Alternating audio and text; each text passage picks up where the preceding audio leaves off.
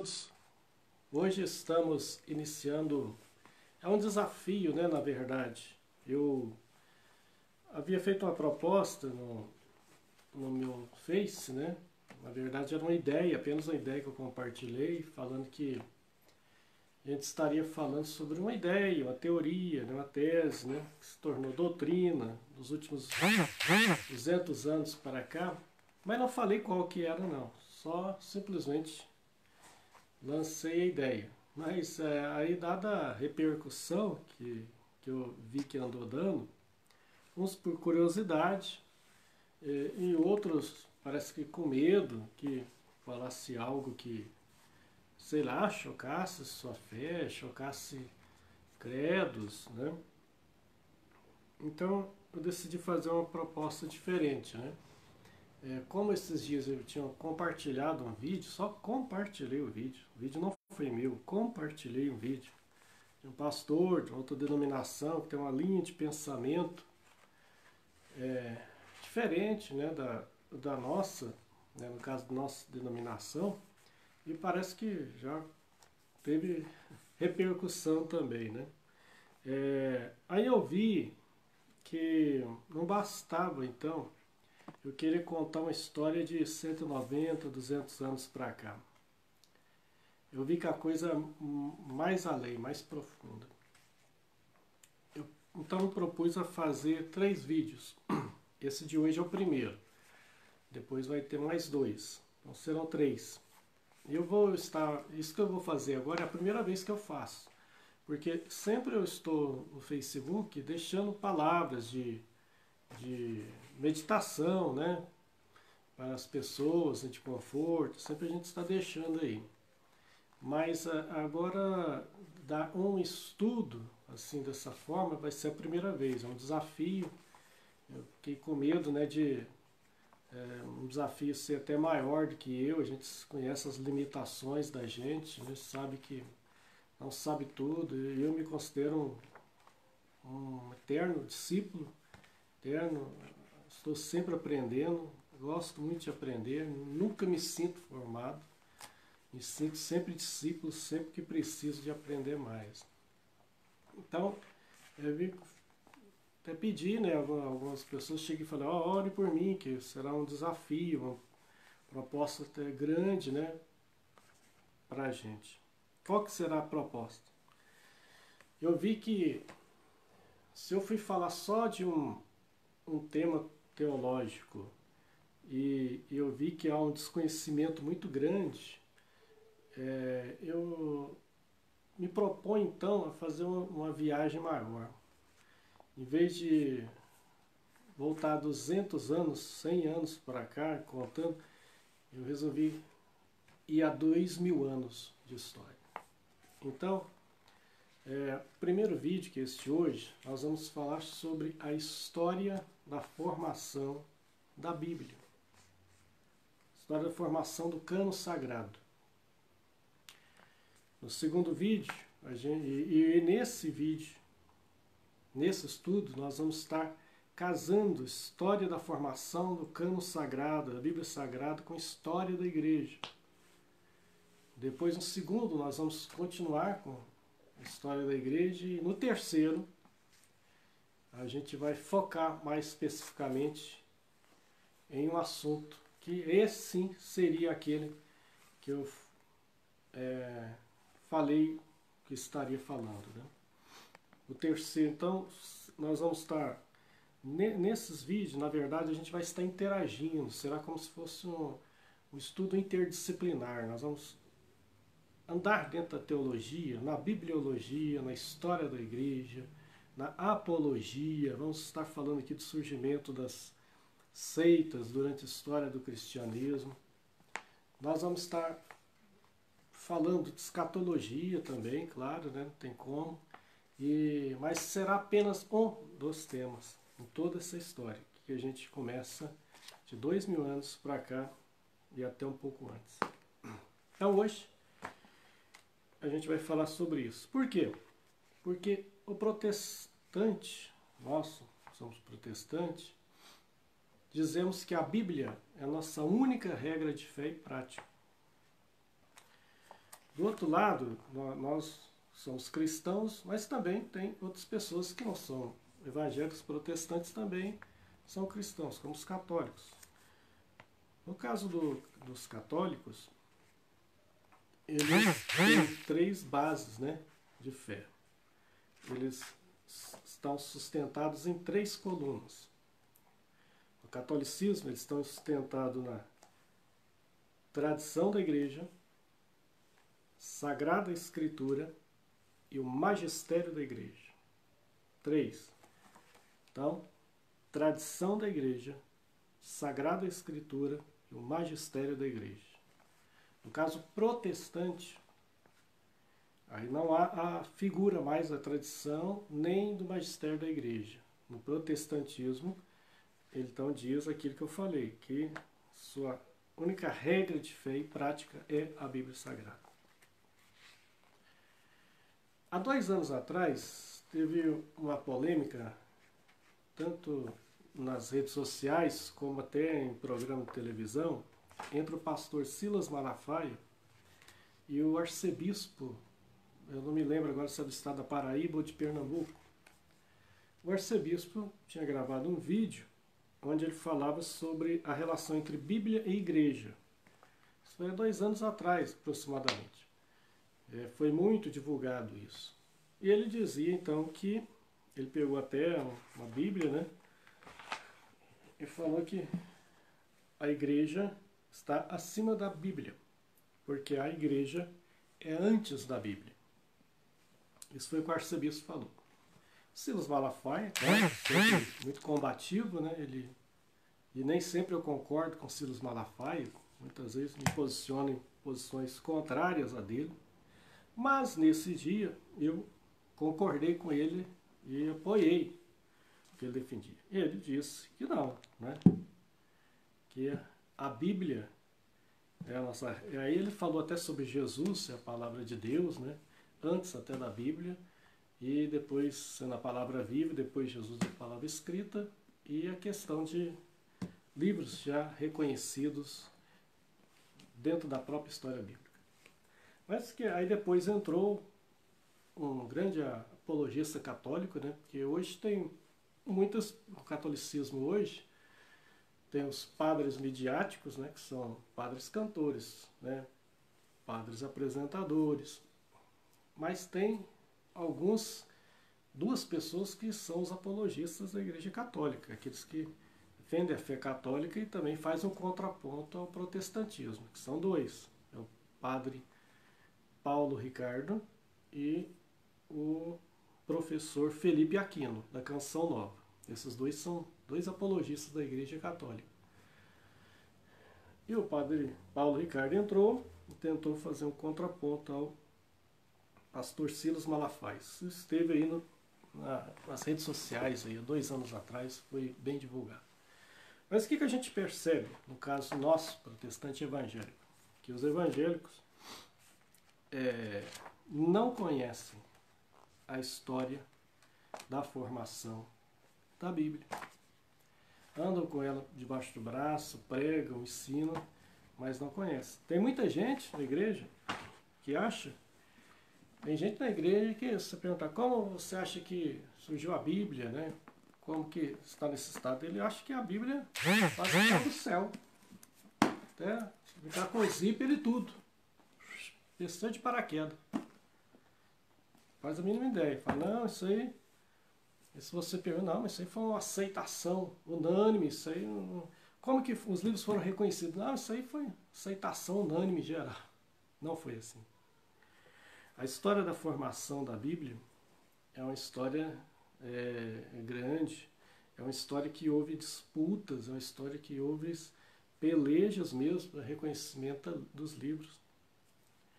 A Bíblia católica e protestante, ela tem diferenças de livros, né? O Novo Testamento é igual, são 27 livros, 27 livros. No Antigo Testamento aí já há diferença. Na Bíblia católica há 46 livros, na Bíblia protestante 39 livros, no Antigo Testamento. No Antigo Testamento. 27 no Novo, igual às duas. Então a Bíblia católica tem 73 livros no total e a protestante tem 66 livros. Esses livros a mais são chamados, geralmente, de apócrifos, mas mais recentes vem tido um outro termo, né, achado mais correto para eles, seriam deuterocanônicos. Apócrifo significa espúrio, escondido. Deuterocanônicos são livros a mais, livros de não eram considerados inspirados, mas faziam parte lá do judaísmo, da história do judaísmo. A Bíblia, então, ela... E esse reconhecimento, só na questão do Novo Testamento, para vocês terem uma ideia, demorou para chegar nesse consenso, ter essa lista de 27 livros, foi 300 anos. 300 anos. Disputas, polêmicas, para chegar nesse ponto aqui. Então hoje você tem uma Bíblia aí, né? Com zíper ou sem zíper, de todos os tamanhos, cores, todos os formatos, né? Bíblia da mulher, Bíblia do jovem, Bíblia da criança, Bíblia ilustrada, né? Pequena, grande, média, né? Letras grandes, letras pequenas, todo formato. Mas nem sempre foi assim. A imprensa só tem 500 anos de existência, né? 570 anos.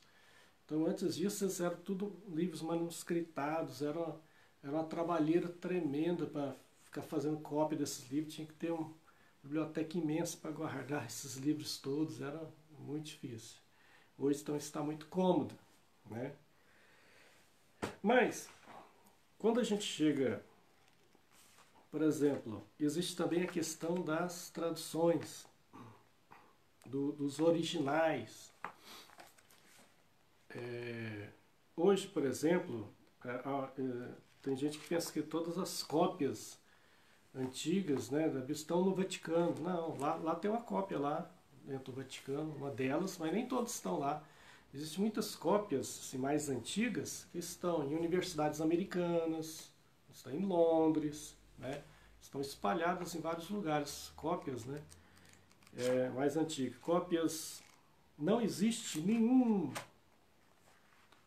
texto original escrito pelos autores originais da Bíblia. Se perdeu, que existem são cópias, mas cópias assim do século 8 depois de Cristo, século 10 depois de Cristo, são algumas dessas cópias que estão espalhadas por aí. As cópias mais antigas que foram achadas são do século 4 depois de Cristo, né? 4, 3, cópias mais antigas.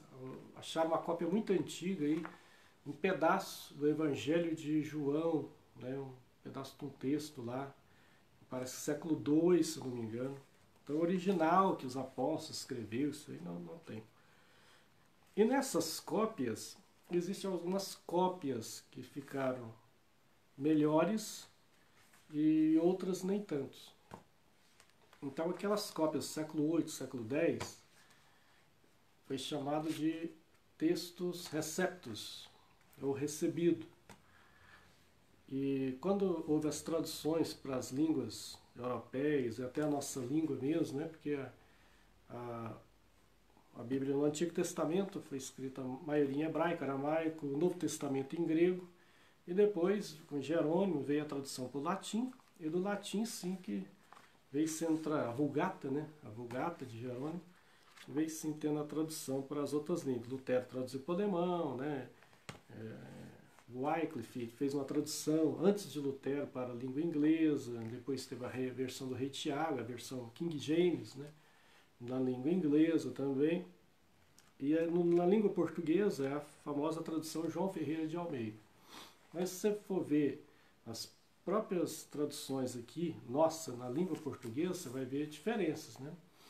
Você vai achar muito a Bíblia aí, principalmente no meio pentecostal, meio assembleiano, gosta muito de usar a Bíblia, ou pelo menos até 20, 30 anos atrás, a Bíblia mais usada, hoje nem tanto, que hoje há muita oferta de Bíblias e de traduções, mas até pouco tempo atrás a Bíblia mais usada no meio assembleiano era a Bíblia João Ferreira de Almeida, edição revista e corrigida. Essa Bíblia é uma Bíblia muito boa, né? Foi a versão que eu li a Bíblia a primeira vez, assim, ela é uma versão muito boa, só que ela tem um problema, ela usa um português mais antigo, mais arcaico. E aí surgiu depois a Bíblia João Ferreira de Almeida, edição revista e atualizada, muito usada pelas igrejas reformadas e há 20, 30 anos atrás, e hoje não, hoje ela é muito usada em todo segmento, né? Hoje a versão que eu mais uso é a versão revista e atualizada. E também surgiu linguagem de hoje. Então a revista atualizada, ela fez atualizações o quê? Na língua portuguesa ali, na tradução de alguns termos portugueses. Já a linguagem de hoje, ela põe-se numa linguagem muito popular, vamos dizer assim. A corrigida e atualizada ainda tem aquela linguagem poética, vamos dizer assim. Já a atualizada não tem. Mas o que muda isso? Muda um pouco, por exemplo. Você lê lá nos Salmos, na edição corrigida, você vai ver lá, o Senhor é o meu chifre. Já viu isso? Corrigido. Ah, mas que negócio é esse, né? Esse termo chifre que no Brasil não é nada positivo, é uma imagem até negativa, né? Mas quando ele está falando, o Senhor é o meu chifre, aí depois você lê esse mesmo versículo lá na versão atualizada, fala, o Senhor é a minha força. Por quê? Porque esse era o conceito que eles tinham mesmo, antigamente, força. Então, para eles, ele está usando a versão bem original, bem próxima ao que eles estavam querendo dizer naquela época lá, né? Então, o chifre simbolizava o boi, a força, né? Então, quando está dizendo, o Senhor é o meu chifre, o Senhor é a minha força, porque o boi era o símbolo da força, né? Que empurrava os arados e tudo, né? A comunidade agrícola na época. Você vai ver também na corrigida, lá em Filipenses, Paulo fala, irmãos amáveis, ameis com entranháveis afetos. Entranháveis afetos. Por que isso? Porque para o judeu, a sede das emoções não é igual a gente fala o coração aqui. Para ele, naquela época, a sede das emoções era os intestinos. De uma certa forma, eles estão muito errados, né? Porque quando você está sob uma forte emoção, a primeira coisa que costuma às vezes sentir é lá, né? Então era de entranhas. Então, amáveis com entranhas, quer dizer, todo sentimento. Mas a atualizada colocou numa linguagem mais própria para nós aqui, hoje utilizada aqui, né? No mundo ocidental, no Brasil. Então, irmãos amáveis, então, os amai de todo o coração, porque para nós agora a gente tem o coração como sede das emoções, né? E não o intestino. Mas isso nada atrapalha e compromete o sentido, porque o sentido era da questão de dentro, né? Do coração do sentimento. Esse é um exemplo que mostra que às vezes há alterações e atualizações da língua que está sendo traduzido, mas não do texto original, mas uma tentativa de colocar para a língua que está sendo traduzida a melhor forma de expressar aquilo que o autor original queria falar. E nada compromete. A versão corrigida pegou o texto Recepto, aquele lá do século 8, 4, e depois surgiu uma outros textos chamados mais antigos, que é chamado textos críticos. Esse achado lá no século IV, século III. Você pensa, então eles são mais confiáveis, são mais antigos. Nem sempre. Porque os livros, como eram manuscritados e copiados, eles eram copiados até gastar. Então não significa que ele que achou naquele vaso lá, em alguma caveira, mas seja mais confiável. De repente, o copista estava copiando e alguma cópia não ficou muito boa, falou, coloca ali no vaso e tal. E às vezes aquela cópia ali nem foi a melhor, né?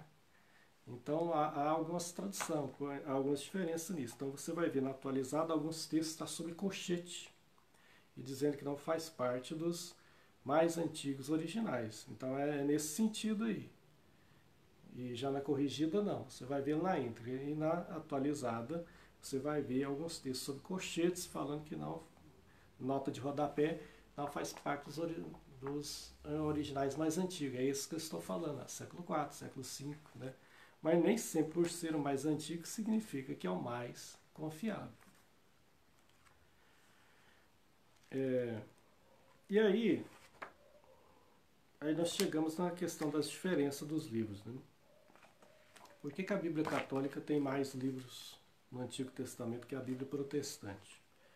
Acontece que quando o Antigo Testamento foi escrito, e quando ele termina de ser escrito, já estava no período do Império Medo-Pérsia, Império da Pérsia lá, né? O último escritor canônico do Antigo Testamento foi Malaquias, ano 445 aproximadamente.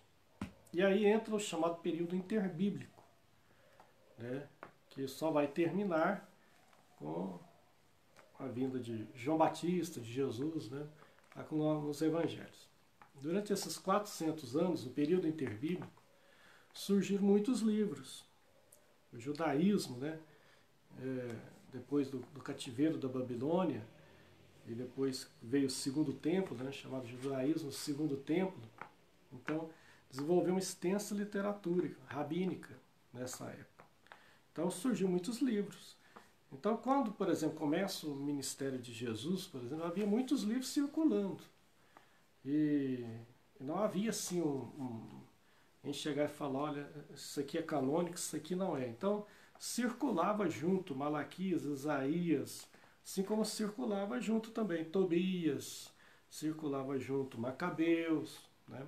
Livros foram escritos na Palestina e livros que foram escritos fora da Palestina, como é o caso desses livros, Tobias, Macabeus, né? Baruque, foram livros escritos fora da Palestina, no período da Pérsia, no período grego. E a maioria deles não foi citado pelos autores do Novo Testamento. Então, isso, quando foi para separar e considerar o que é canônico ou não, isso foi um dos critérios. Então, livros que não foram citados, né, por nenhum autor do Novo Testamento. Mas o judaísmo também resolveu fazer uma lista.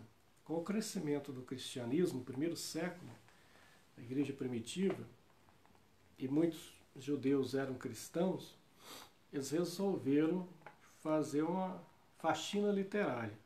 Então, no cerca do ano 90, 95, houve um chamado Concílio de Jâmia, com os rabinos judeus, e eles resolveram fazer uma diferença, fazer uma lista com livros que não estiver... A critério é o seguinte, só vai ser considerado livro canônico, né, no caso do Antigo Testamento, a Bíblia hebraica, livros que foram escritos na Palestina, em hebraico.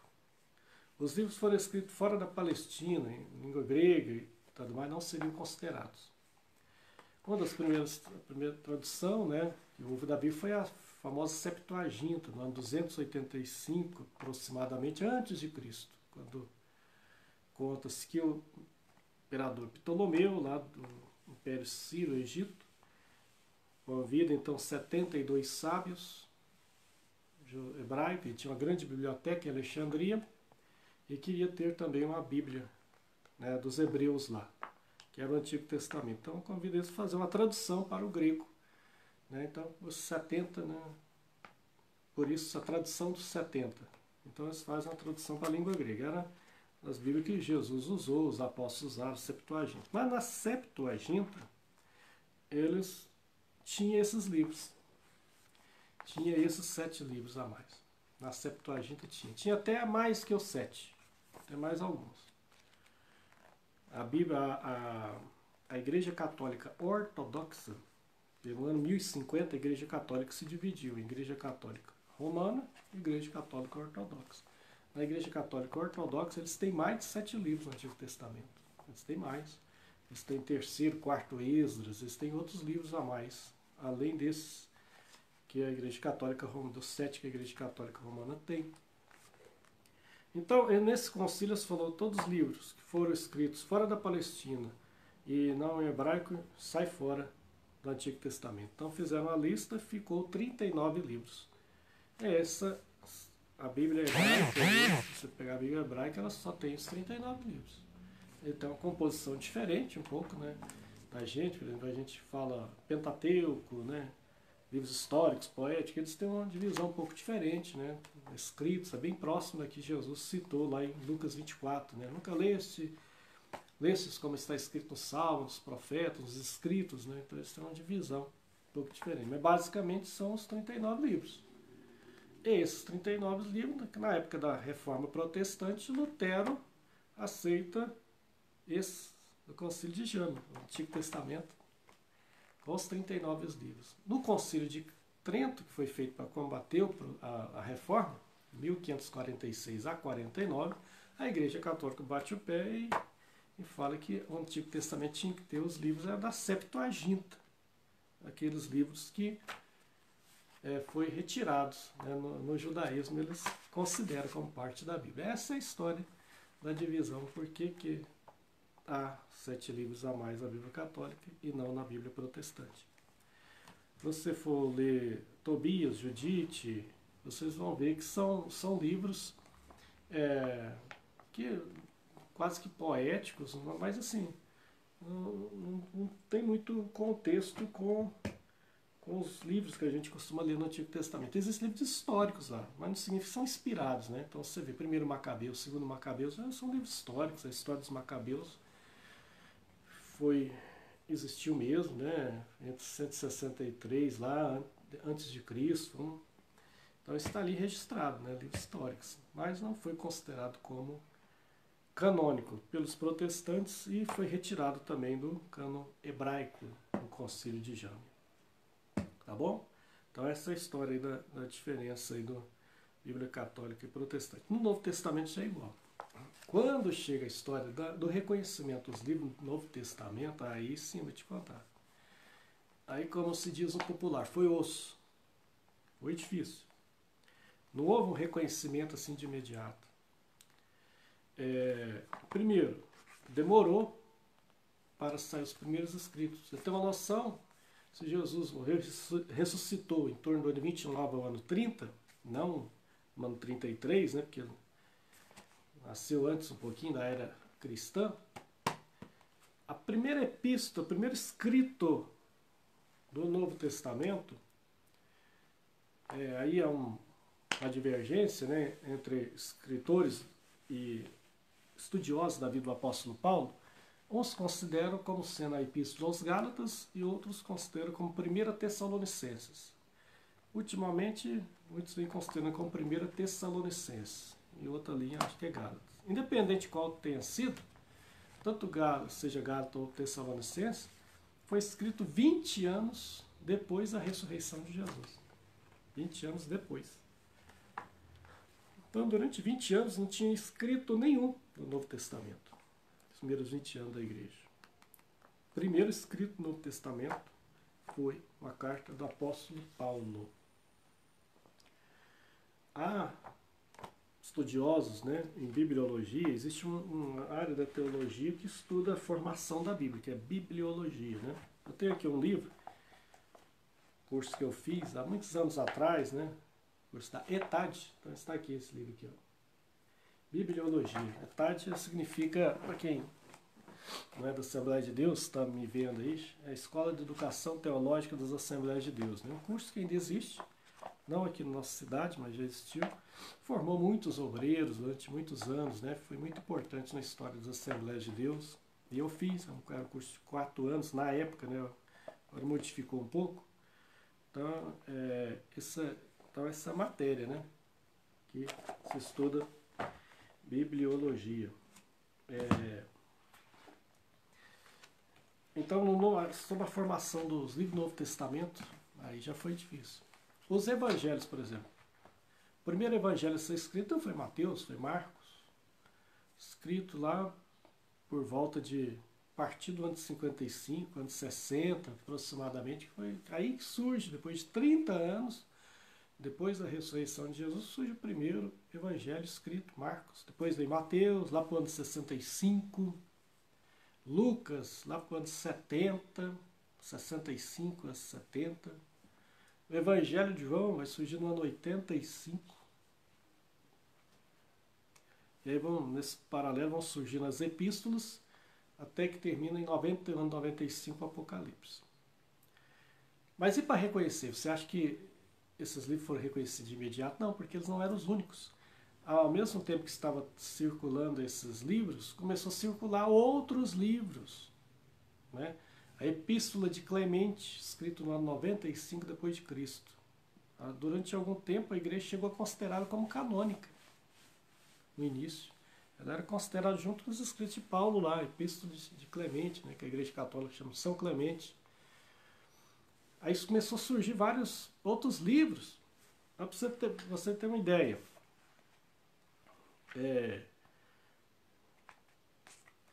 Até o ano 397 depois de Cristo, olha só, 397 depois de Cristo, havia muitos livros circulando. Foi quando surge a lista final dos livros do Novo Testamento. Então, no Novo Testamento, do Antigo Testamento existe muito livro apócrifo também, fora esses 7.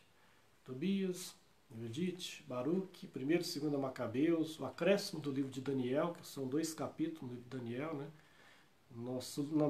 Ele vai até o capítulo 12, na Bíblia Católica ele vai até o capítulo 14. Eu tenho algumas Bíblias aqui, essa aqui é a Bíblia de Jerusalém.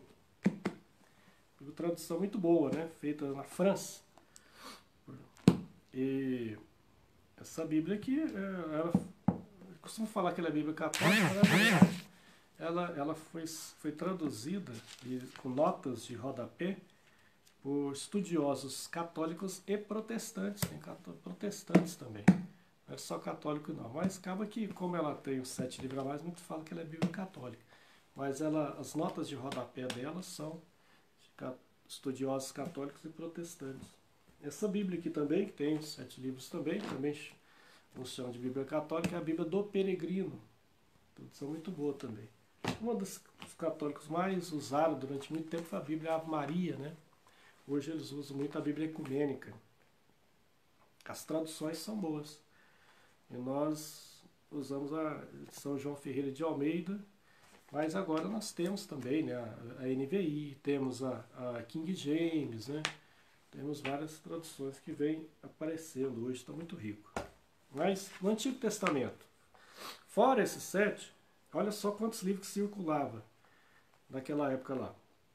A vida de Adão e Eva, 1º Enoque, 2º Enoque, Apocalipse de Abraão, Apocalipse de Isaac, de Jacó, o livro A Escada de Jacó, Testemunhos dos Patriarcas, Odres de Salomão, Ascensão de Elias, Ascensão de Moisés,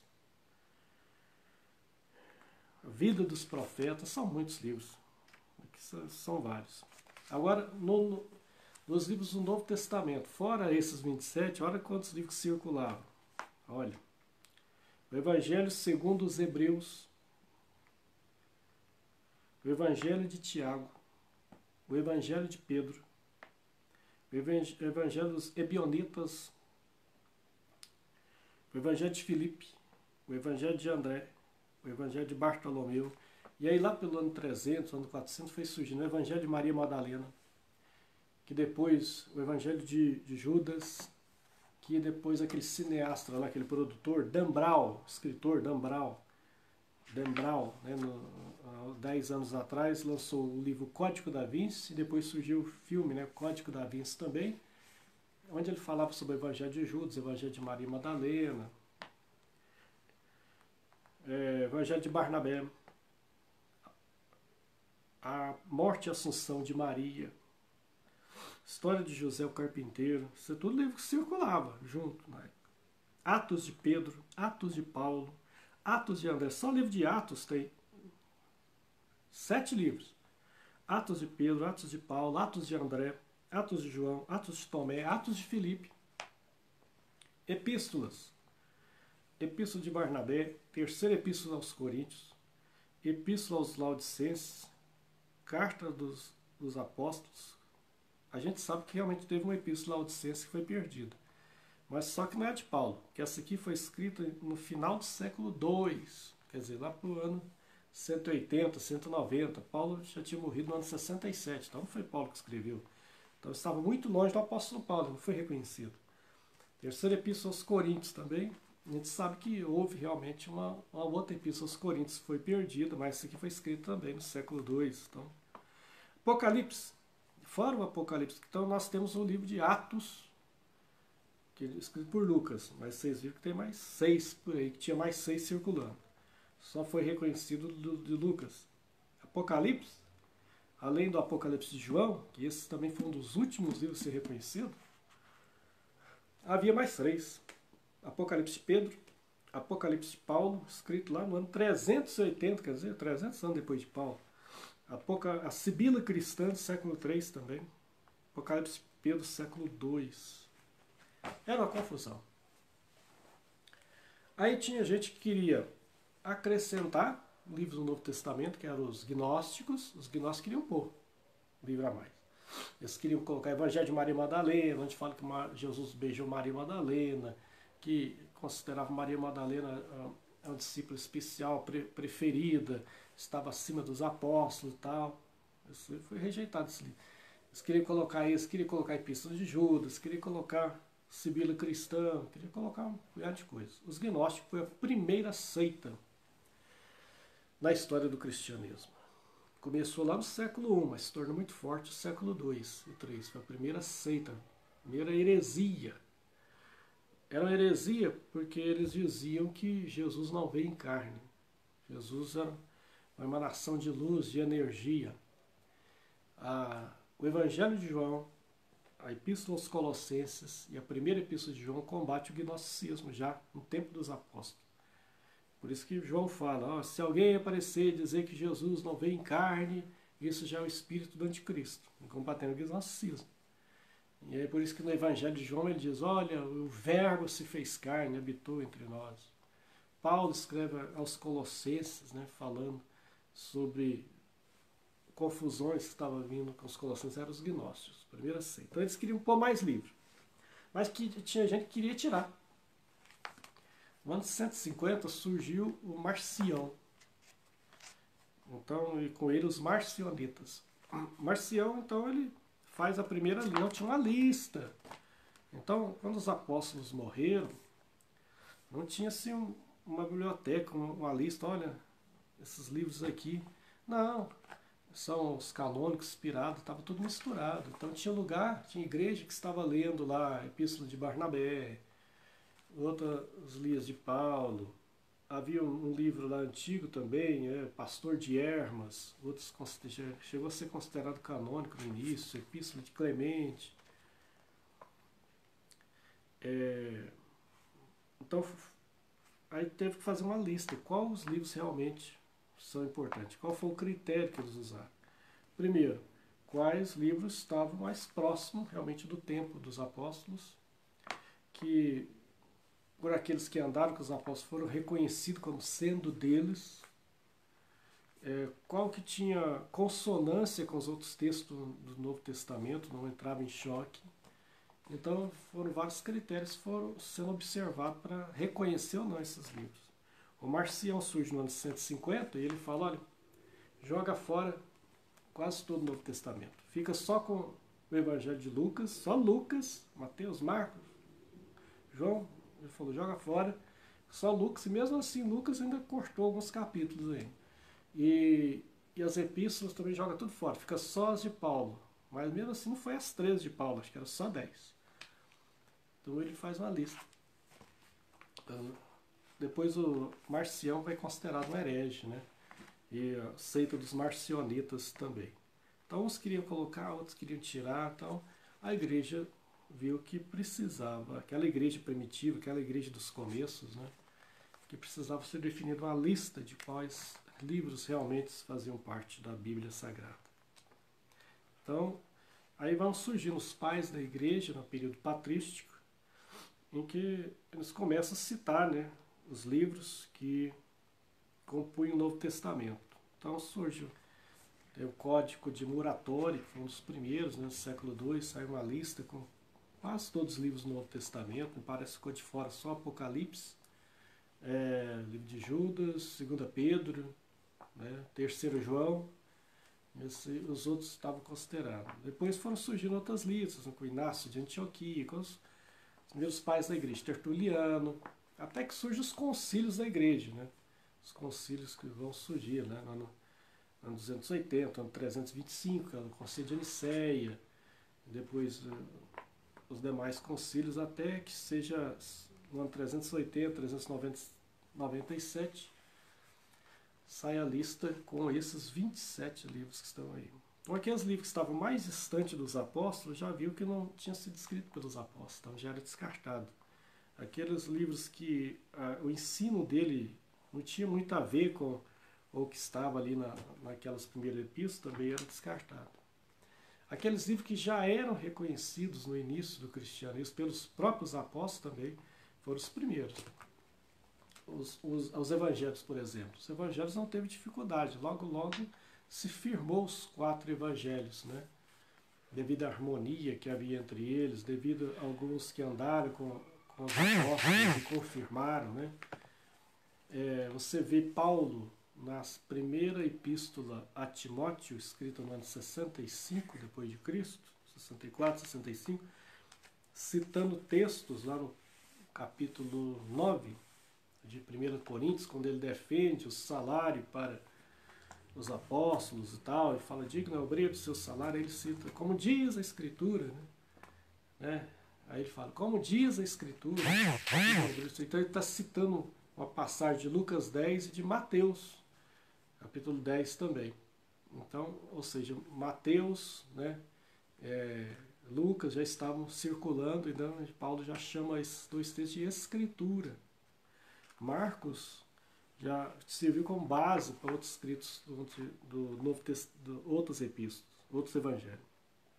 Você vê lá 2 Pedro, capítulo 3, Pedro falando assim, olha, falando sobre a volta do Senhor, como também temos escritos nosso amado irmão Paulo, bem que são escritos difíceis de entender, como também, e que os críticos tentam perverter, como também tentam fazer com as outras escrituras, ou seja, o apóstolo Pedro, lá no ano 65, 66, já próximo de ser martirizado, escrevendo a segunda epístola dele, ele escreveu só 2, a última, ele já cita as epístolas de Paulo como escritura. Ele fala, então, os escritos de Paulo, difícil de entender, que os críticos tentam perverter, como também o fazem com as outras escrituras. Então, Pedro já reconhecendo as cartas paulinas como escritura. Então, já começou a haver esse reconhecimento já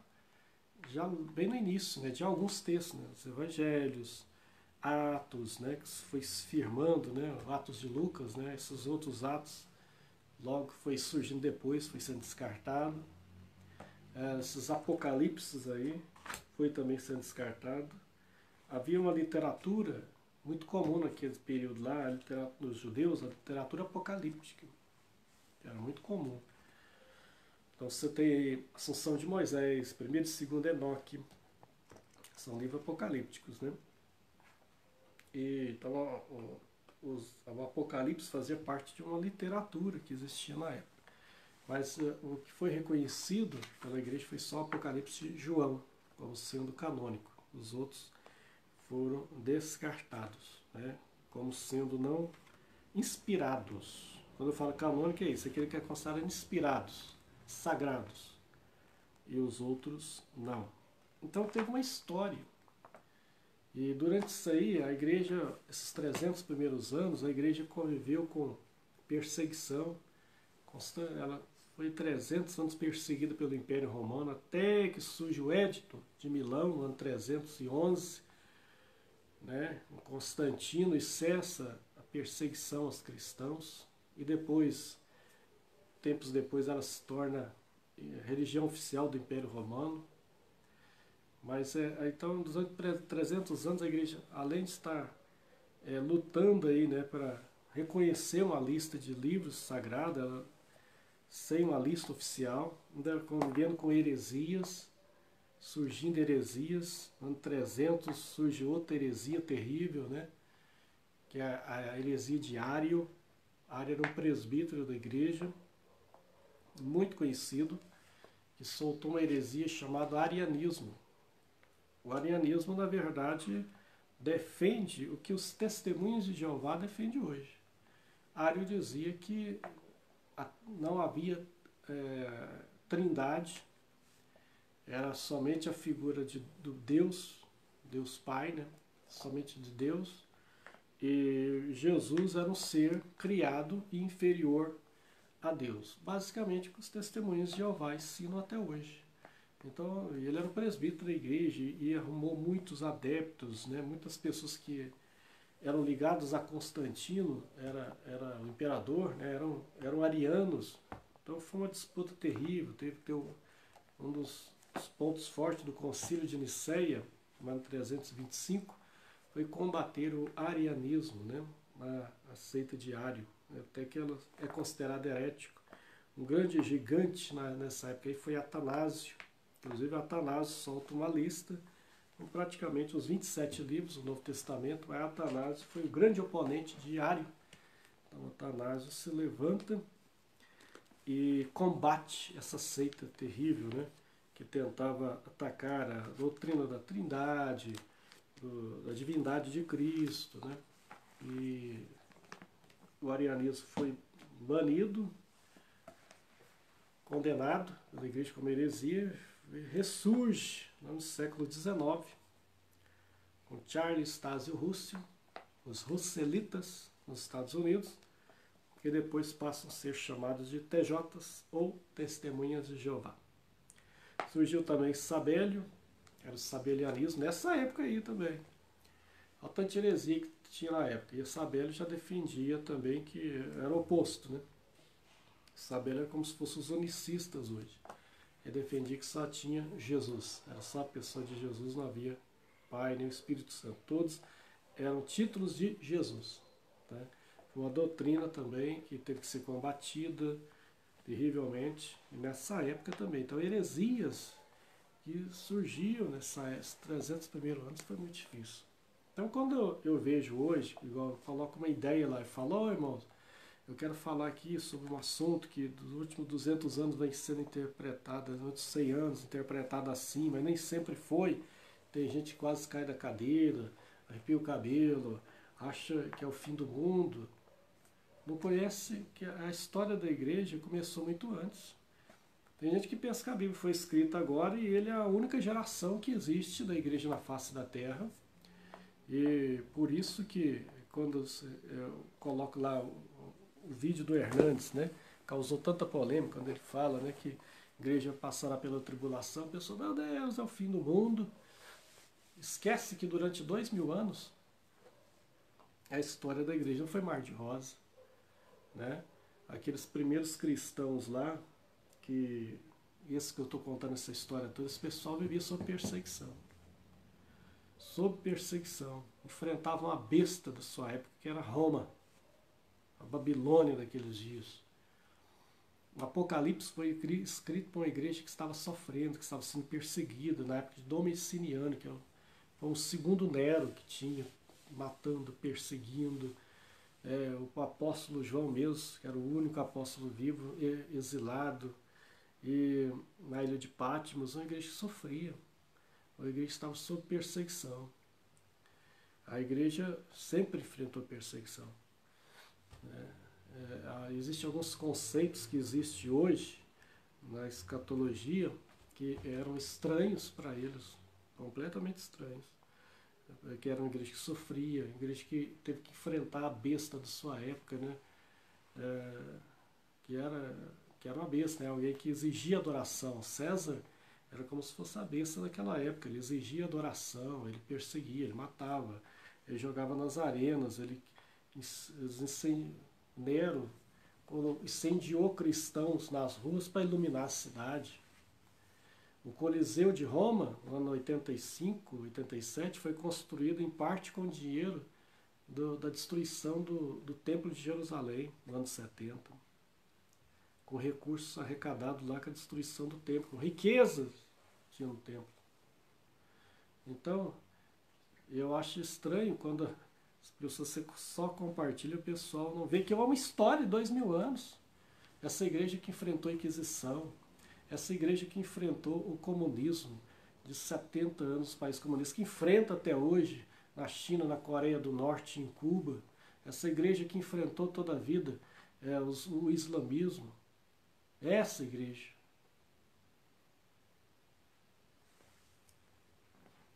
E aí, quando alguém... Eu acho interessante que tem certas doutrinas que, se fosse criado na África, não teriam sido criadas determinadas doutrinas. Sabe por quê? Porque o povo africano é um povo sofrido. Lá não teria voz determinadas doutrinas que foi criado. Na África não teria. Não seria criado. Em países europeus, em alguns países europeus, não seria criado. Países que passaram por fome, que teve que comer só batata durante muito tempo, que teve que ser reconstruído. Sabe onde é criado determinados doutrinas? Nos Estados Unidos. E depois importado para o Brasil. E o americano tem pavor de sofrimento. E aí cria uma teoria escapista. A história da igreja não foi fácil, não. 2000 anos de luta. 2000 anos de luta. 2000 anos. E a paralela a isso, a formação da Sagrada Escritura, a formação desse livro que a gente tem na mão aí. Que foi difícil, viu? A gente tem que dar valor. O que a gente está carregando hoje aqui custou a vida de muita gente, custou um trabalho de noites e noites escrevendo à mão, copiando, para que a gente tenha acesso ao que a gente tem hoje de forma tão fácil. Mas não foi fácil para eles. Não foi fácil. Essa igreja no início, não era essa formação, a igreja diz que é católica, sempre foi católica, não tinha nada a ver. Não tinha papa no início da igreja, não. Esses que ele fala que foram os primeiros papas eram bispos. Bispos. Mas sem esse poder papal, sem estado papal. Pedro não foi papa, coisa nenhuma. Pedro era casado. Pedro não aceitava ninguém ajoelhar diante dele. Pedro era pobre.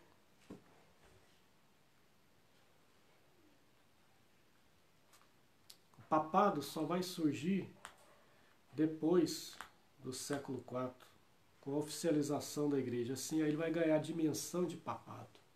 Depois do cristianismo ser oficializado como religião oficial do Império Romano. Aí sim surge essa figura do papado. A mariolatria, não existia isso na igreja no início. Ela foi surgindo com o tempo. Os primeiros sinais de mariolatria foi no século II.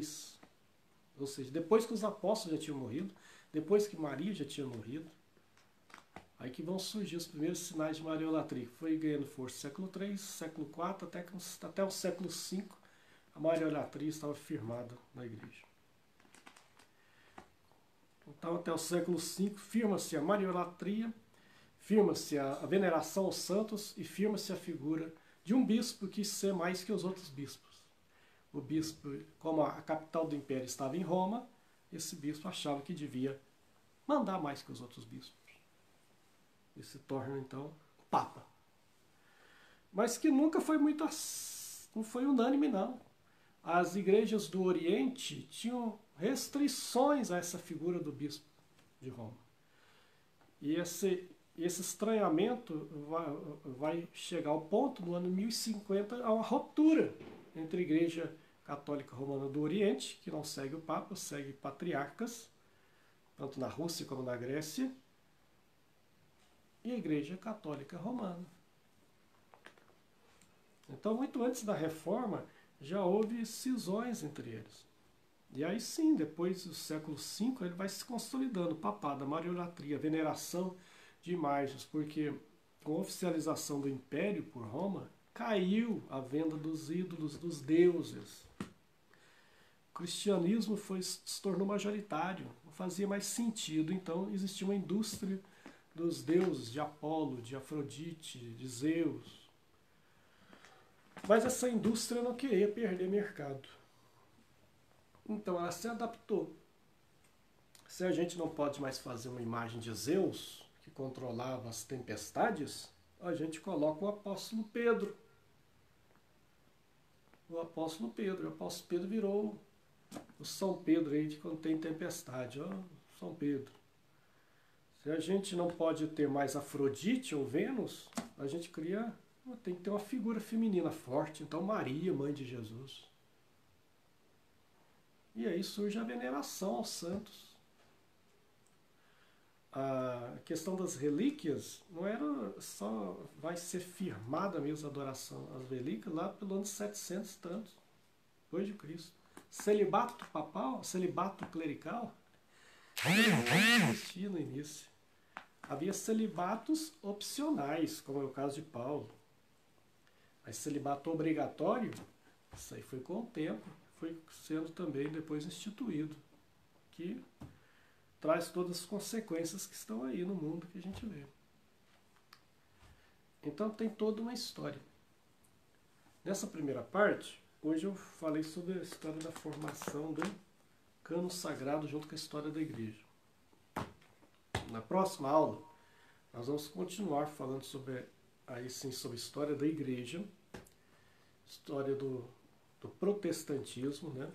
Formação do protestantismo, e já falando também sobre o início do movimento pentecostal no mundo e no Brasil. E aí, para a gente fechar, e aí na próxima aula eu já vou falar um pouco sobre escatologia. A hora que eu já estiver tanto falando sobre a história da igreja, como na história do protestantismo, já vou falar um pouco. Mas o fechamento final será no terceiro vídeo, quando aí a gente vai focar mais especificamente na escatologia. Bem? Deus abençoe a todos. Muito obrigado, você que acompanhou essa nossa primeira aula. Queria ter feito ele até menor, o vídeo, mas tanta informação, porque eu sou professor no nosso Instituto Bíblico, né, o IMP, muita alegria, né, muita honra. E essa é uma matéria que eu dou lá, bibliologia, mas é uma matéria de um semestre. Hoje a gente tentou fazer em 1 hora um simuladão, né? Então é muita coisa, né? E lá a gente faz com datashow, PowerPoint, né? Contando bem em miúdos, né? Coisa. Mas é uma matéria muito interessante, é uma área que está sendo muito estudada hoje, né? Dentro da teologia, associada até a descobertas arqueológicas e tal. Então, muito interessante. A gente tem que conhecer a história da formação da Bíblia. Pensou, você anda com a Bíblia todos lá, não sabe como que formou a Sagrada Escritura? Então é importante, né? Deus abençoe a todos. Nós estamos vivendo aí num período complicado. Eu quero mandar um abraço para irmãos que estão nos vendo, assistindo aí fora do Brasil, né? Eu vi irmãos do Portugal que estão aí sintonizados. Deus abençoe vocês aí. Irmãos da Irlanda, né? Como é o caso do Wesley, né? Um companheirão, né? Congregou com a gente lá no Segismundo Pereira, está lá na Irlanda. Deus abençoe você, Wesley, e sua família aí. Agora deve ser meia-noite lá, porque são 4 horas de fuso horário, né? A hora que a gente começou aqui era 7, lá 11. Deus abençoe todos vocês que atenderam o nosso convite aqui, que a gente colocou aí no Face, nos grupos de WhatsApps. Estão aí sintonizados bem, Deus abençoe. O Senhor vai nos abençoar. A gente está vivendo um momento muito difícil, né, da história da humanidade hoje, mas Deus nos dará vitória, porque o Senhor Jesus é o Senhor da história. Deus está no trono do universo e Ele está conosco, né? O Senhor é a nossa força, o Senhor é a nossa fortaleza, o Senhor é a nossa salvação, e que o Senhor abençoe você e sua família. A todos, em nome de Jesus, muito obrigado por ter participado aí desse primeiro vídeo. Amém? Deus abençoe.